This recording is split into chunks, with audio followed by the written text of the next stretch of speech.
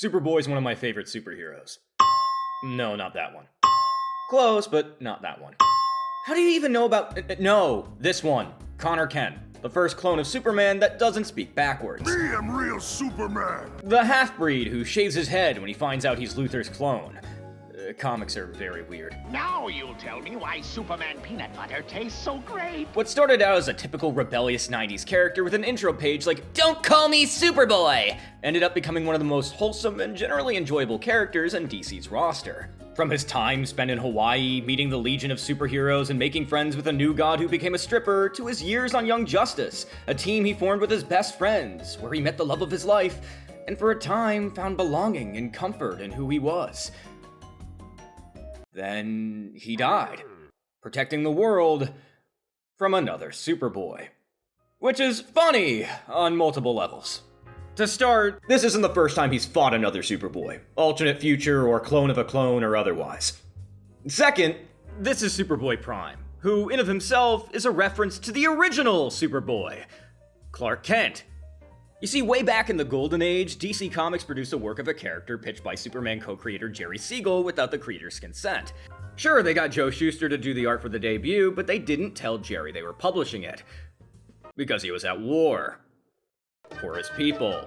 This would lead to a slew of litigation against DC Comics that would inevitably bankrupt both creators and their respective families until DC decided to settle things financially. First with a lump sum of around $90K before eventually working their way to a pension around $70 to $80K per year. And this came too late. By this point, Shuster had gone pretty much blind, and neither were in shape enough to work in the arts anymore. And then they died. DC and the respective families of Shuster and Siegel still fighting over the copyright of Superman to this day. Superboy, a name born from copyright infringement and negligible business tactics. Superboy is basically what it says on the box. The adventures of Superman when he was a boy. Smallville before Smallville. And guess what? Top-selling title. Turns out, making a person with incredible power, young and inexperienced, actually makes them more relatable than a grown-ass man. And throughout his various appearances from the 40s to the 70s, a giant canon surrounding the origins of specific characters and relationships formed around Superboy.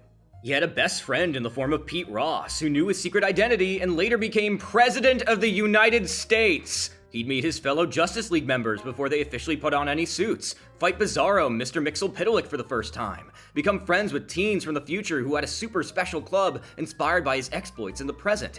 All of this made the legend of Superman the archetypal superhero in not just Western pop culture, but around the world, all the more lofty. And confusing.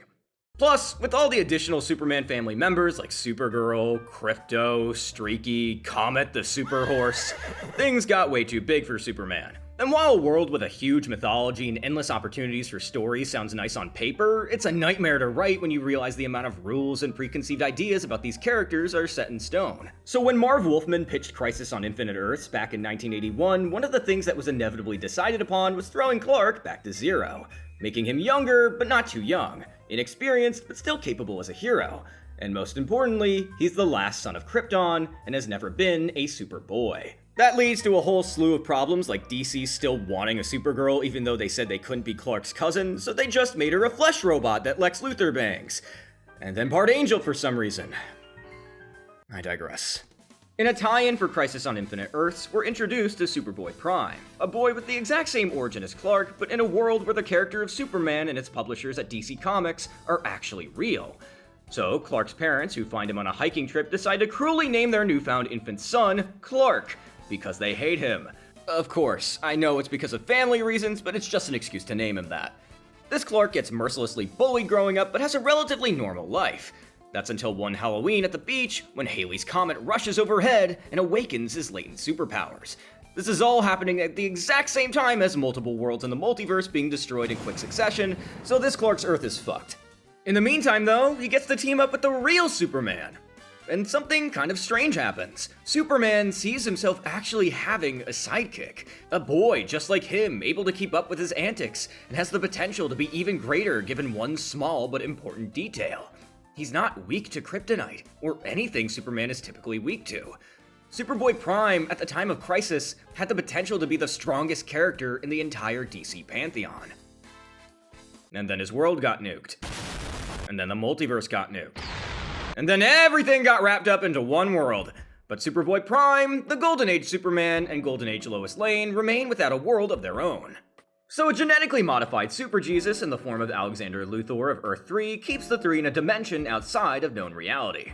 A place where they can observe the known universe, every dying star and newly born life as they live out the rest of their days at peace. Except this is the 80s. There was no peace in the 80s. And that includes Superman, who dies a few years later. Kinda. He gets better. This leads us to Kon-El, to Cadmus, to Connor's search for independence, and inevitable acceptance of the title Superboy despite it being flung onto him without his consent. So when Superman returned a la Brandon Routh, Superboy didn't stick by his side like glue. Connor, from the get-go, was his own person. And DC editorial honored that despite attempts at integrating him into the growing post-crisis Superman family. For a time, this was fine! Sure, Connor had his ex-girlfriend fridged and developed trust issues with Tim after Batman nearly killed the Justice League, but that's just regular superhero comic stuff. Friendships repair, people find new loves, and the world will always be in danger, ready to be saved by a hero such as him. In fact, in an alternate timeline, Connor becomes Superman. I mean, it's for an evil version of the Teen Titans, but he did become Superman. In the midst of all this chaos and never-ending feuding, Superboy Prime has been making judgment calls on the DC universe at large. In short, he fucking hates it. It's too dark, too edgy. Heroes are no longer aspirational, instead morally corruptible and just as culpable as the villains they fight. So, alongside Space Jesus Luthor, this former fan of DC decides to fuck with the canon. He starts wars, ruins Batman's plans, destroys the Watchtower, and inevitably kills multiple DC characters in the hopes of saving this world. A world that he believes shouldn't have been saved. And so, we reach the battle between Connor and Kal, a Superboy who had the potential to stand alongside the real Superman and a Superboy clone from that Superman's material fight to the death. The past fighting the future, the embodiment of DC's fandom fighting any sort of status quo change. The boy who would be king falling to the rightful heir. Connor dies a hero. Kal is imprisoned by the Guardians of the Universe, and everyone thinks, at least for now, things will be okay. Perhaps even better than before. So what's so funny about this moment, other than Panthra dying? What in retrospect makes this fight between Superboys so important? Other than the decades-long metatextual journey of Superboy Prime ending with him literally telling readers, touch grass, it's simple. The title of Superboy and the idea of a Superman sidekick is superfluous. The mantle of Superboy means whatever the hell DC editorial wants it to mean. Beyond just renewing the copyright agreement with the Schuster and Siegel estates, it's an ever-changing role that doesn't have a definitive meaning. Let's look at the Robins. Sure, there are basically 6 of them at this point if you count Stephanie and the one-time Duke was. You know, before he was the Signal. Worst name in the Bat family since Bluebird. Even if they're all inherently different characters, the one through line is that they trained under Bruce, worked alongside him, evened him out and explored Bruce in a new light, but developed themselves into unique, memorable identities. Dick Grayson has gone from the first sidekick to the leader of DC's premier superhero team. Jason Todd went from a street kid who tried stealing from the Batman to a masked vigilante who guns down those who would hurt his neighborhood. Tim Drake went from a likable, independent teenage boy with dreams of being a superhero into queer tokenism. Damian's already on the cusp of developing his own unique codename for Robin, but he's been Robin for well over a decade at this point. They all worked in the role given to them by Bruce, all inevitably growing out of that role or found their unique place in it. And eventually, the title is passed on to whatever orphan stumbles their way into a dark alley. Sure, you can have a Batman story without Robin, but Robin has become synonymous with the character. Superboy, not so much. Sure, there are characters who Clark has granted the title, specifically his own son, but even they grow out of the Superboy role. He was born during an incursion of multiverses, got to be raised on an alternate Earth than his own, developed superpowers around the age of 12, and got to fight alongside his father as he attended public school. And guess what? People loved John. I loved John. Peter Tomasi's Superman Rebirth was one of my favorite comics of the 2010s. It explored Clark as not just a father trying to raise their kid right, but also John discovering who he is as a person. They lived in a farm town where a colony of aliens kept a low profile. He got to be best friends with Damian Wayne, go on all sorts of wacky adventures with his mother and father, and he still managed to be a charming, fun-loving kid. One that we wanted to see grow into the role of Superboy, and eventually Superman. And then they sent him to live with his mentally disturbed granddad, don't ask, had him be tortured in a volcano by an evil Superman who should have been dead by this point for several years, and then sent him to live in the future for a short-lived maxi series because Brian Michael Bendis couldn't be bothered to write children. John comes back, he's just 18 at this point because fuck it, and now you expect me to call this kid Superman? You know, when there's already a Superman flying around?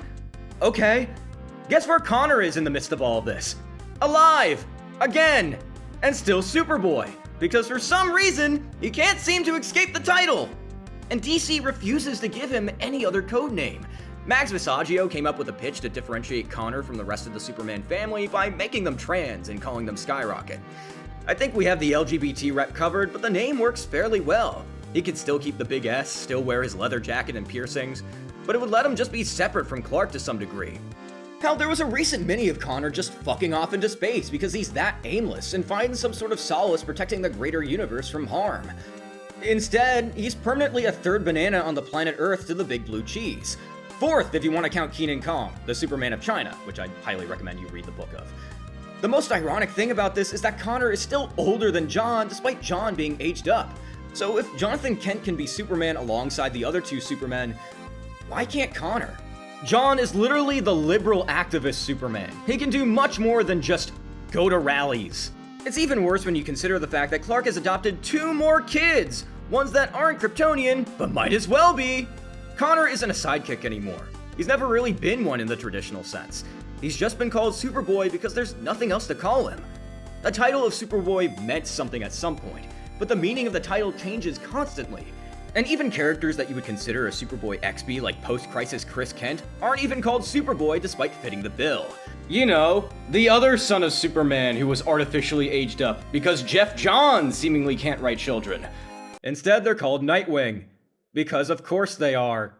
I love comics! I know what that is! The problem with Superboy is that the name Superboy doesn't mean much beyond a financial obligation and a pre-established fan base for a character that constantly gets shit on by their owners.